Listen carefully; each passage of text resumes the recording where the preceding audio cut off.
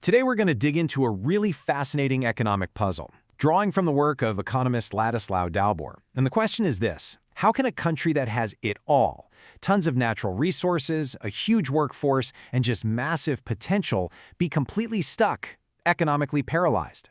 You know, this quote from John Maynard Keynes, which Dalbor uses, just absolutely nails the paradox we're looking at here through the lens of Brazil. It's a puzzle from almost 100 years ago, but man, does it feel relevant right now. All right, let's get into it. First, we're going to lay out this paradox of a stalled economy. Then, we'll dive into the sources diagnosis of 5 key resources that are just being wasted.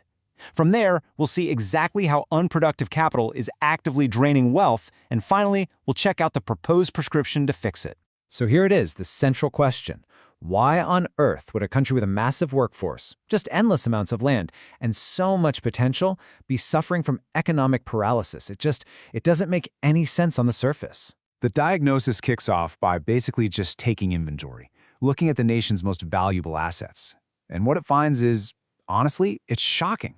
These incredible resources are just sitting there, massively underutilized, dormant, while the country is struggling. Dalbor's work points to 5 huge areas where potential is just being thrown away.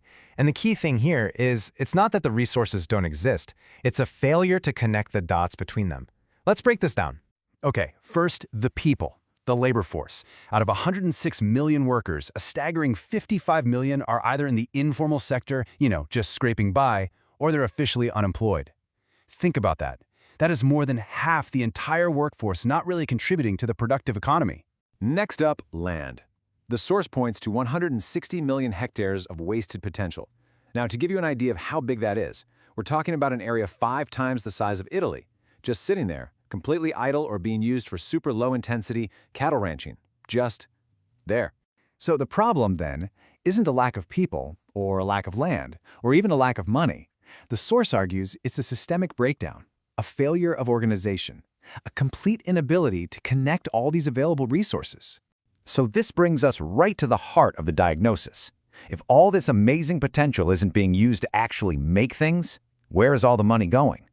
Well, the analysis points to these really powerful mechanisms that are actively sucking wealth right out of the real economy. And this brings us to a super important concept: financialization. What is that? Well, it's basically when the main game in town stops being about creating things or providing useful services, and instead it becomes all about making money from money itself, often without creating any real new value for society. And this slide shows a really critical difference. See, productive investment grows the whole economic pie for everybody. It builds factories, funds new technologies, creates good jobs. But financial explication? That's mostly just about reslicing the pie that's already there. It just moves existing money around, usually through speculation and ridiculously high interest, tying up resources that could have been used for real growth. The sheer scale of this financial drain is just mind-boggling, especially when you look at consumer debt. The source cites an annual interest rate on credit cards of 361%. And no, that is not a typo. At that rate, it's pretty much impossible for anyone caught in that trap to have a productive life. And it doesn't stop with credit cards. Bank overdrafts carry a 147% annual rate. These are the kinds of rates the source calls usurious, and they basically just put a giant brake on the economy, paralyzing the ability of families to buy things and for small businesses to invest. And just to really put this into perspective, look at this comparison. While folks in Brazil are facing 361%, the rate in Canada is around 22%, and a personal loan in Europe is in the single digits. It really shows you just how extreme the situation described in the source is. So when you add it all up, the analysis points to 3 main drains. You've got the interest on private debt we just talked about, then you've got the interest paid on government debt, and on top of that, massive tax evasion.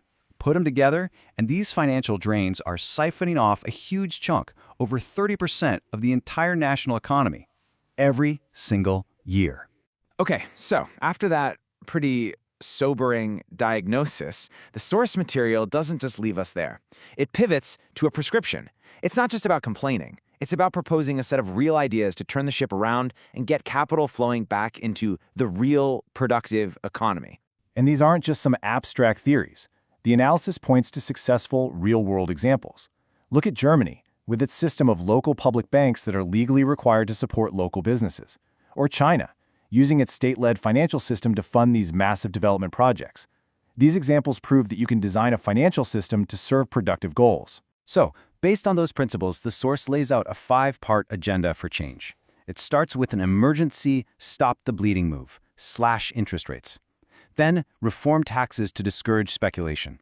The plan also calls for way more transparency, encouraging local banking that actually supports communities, and finally, redirecting these huge pools of money, like pension funds, back into the real, productive economy. At the end of the day, this entire prescription is built on one simple, powerful principle.